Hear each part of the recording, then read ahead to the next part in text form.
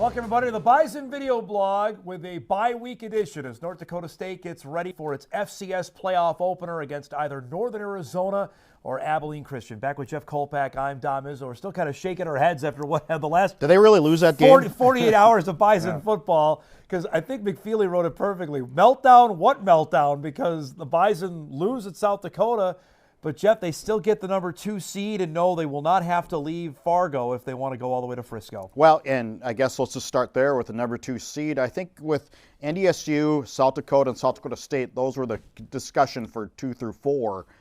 They were 1-1 all in that 3 pot, so there's nobody that had a clear head-to-head against anybody else. And so then you got to go to other factors, and then I think those other factors are Division I wins, the AQ, which South Dakota State got, and obviously I think and South Dakota playing one less FCS game. So South Dakota had 8 Division I wins. The other 2 had 9 Division I wins. Then from there, I think it goes to the counters. And I think also if any of one of those teams won on the road, like if the Coyotes had beaten the Jacks, that could have been like the determining factor as well. Everybody holds serve at home. Yep. That was, to me, also kind of canceled each other out because and all close games, all very close games, down to the wire, one overtime, one point game, and then NDSU beat South Dakota State by 4, and so they're all 3 remarkably similar games. Dynamite games, just defensive struggles and big plays to the end. It was really fun to watch all those games, and now here comes the second season. What do we think of the Bison setting right now, where they're sitting? I think they couldn't really. They have a nice bracket set up until there's no doubt about that. Before we look at that, I'm curious about mood today. Would they rather play a football game this week? I know everyone's going to say, "Well, we need the bye, get away," but they just had one a couple weeks ago. Would they rather get out there and play, considering what happened at the end on Saturday? Not considering it's Thanksgiving, and I think this time of year you need every break you can get. So I think you want to get out on the field as fast as you can after that kind of a bitter pill to swallow. But I think that's got to take a back seat to getting some more rest, maybe getting your star safety back. We don't know. I'm tired of asking about it, frankly. And you got that factor. Being at home, Thanksgiving, players can go home that are in the immediate area for a nice dinner. And so I think those other factors override the bitter pill factor. Now, you mentioned it, though, with a 2 seed and now with 16 teams getting seeded, it's so different than what fans are accustomed to, where, well, we're going to get Illinois State will probably play into here because that's regionally how it's going to work. Not anymore, because now it is a true national tournament, and the Bison, their draw, Jeff, is awfully appealing. They're going to play the winner of Abilene Christian out of the newly formed United Athletic Conference. They were the automatic bid champion there. Or Northern Arizona, who is the 5th team out of the Big Sky with 7 divisional wins. They won their last 5 to get in and finish at 8-4. That's a nice draw because you're actually getting a true 15 seed to come to Fargo for the second round. Well, I think it took, by seeding 16, it took a lot of the controversy out of it. And it took that bid system on who to host. When we're talking about NAU and Abilene Christian, who would have hosted if that was a first-round game? Who had the better bid? So you eliminate that. You just go, no, you have to meet the minimum bid, right? Correct. To host. But other than that, if you can't meet the minimum bid, then maybe you shouldn't be in Division I football. The Bison, if they're able to win there, would play the winner of Mercer and either likely Rhode Island is going to beat Central Connecticut State, and then the Mercer Bears will come here to Fargo for a quarterfinal game. And we've seen this routine where a SoCon team has come to Fargo for the quarter. Sanford did it. Wofford's done it. East Tennessee State has done it. Likely Mercer is going to be the 4th SoCon team to do that. Let's not write off Rhode Island. You're not big on Rhodey? No, you're not big on Mercer. I know that. Well, Mercer gave up, 50 points just a couple of weeks ago. So Rhodey, if it has its offense going, and Mercer's got a good defense, and we'll give them that. But I'm not throwing that into the favorites tag just yet. Top half of the bracket likely going to be the Word and the Jacks, who played earlier this season in Brookings. The Word played well for 3 quarters. South Dakota State pulled away in the 4th quarter. That game now in the middle of December, that may not go so well. So Montana's going to win that game against Tennessee State.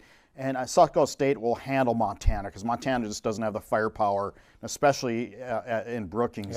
But the fact that Word's been there this year, though, there's that. Maybe. That's not gonna, I mean, that's a factor that could make it a decent game. I still don't think anybody will beat the Rabbits, but I don't know if I'd want to play a team that I saw earlier in the season in the same location. I mean, they know what's going on now. That's true. They've been there. Yeah, we'll see how that materializes, but everything is We're pointing assuming they'll beat right. Villanova. Yeah, I would think so. Everything's pointing towards the Jacks and the Bison playing in a semifinal game in Fargo for the right to go to Frisco. We thought that semifinal game in 18 was Chris Kleiman's last game, had some juice. This one will have some energy to it if it ends It'll up have the happening. same energy. Oh, yeah. I mean, all those games, I think, with the Rabbits and NDSU at the Dome have been pretty high-intensity affairs, and this would be no different. But you look at the bracket, and I look at the way things shake down. This is no shock, Dom. We've been saying it all year. Yeah. You don't need to be a rocket scientist to figure out FCS football. Yeah, yep. It's the 4 or 5 teams that have invested heavily in football or got indoor stadiums or nice practices. I mean, all that stuff. And so this is not a tough job to do to predict the FCS playoffs. Don't give away our secrets here, what we're trying to figure out. The opposite side, Montana State obviously got the 1. They were rewarded with that, Jeff, because we've seen where the Bison have been the number 1 seed, and they had a tough, maybe their toughest game was in the second round. That's no longer the case with a 16-seeded format here. Nope, and Montana State, I think, has Idaho's kind of hanging there so too. So you might get a conference game in your quarterfinal round, but they handled the Vandals when they played earlier this year in Bozeman. Granted, though, they didn't have their number 1 quarterback. True. Idaho will for that game, and Jack Wagner. Yeah, there's that, but I just think Montana State, I think this is their year. It is. I mean, they're unbeaten. They earned the number 1 seed. They're playing like a number 1 seed, I just think that this is Brett Vegan's year to win it. That game in the bottom half, potential of Davis at South Dakota could be spicy there for a quarterfinal game. That game would be in Vermillion.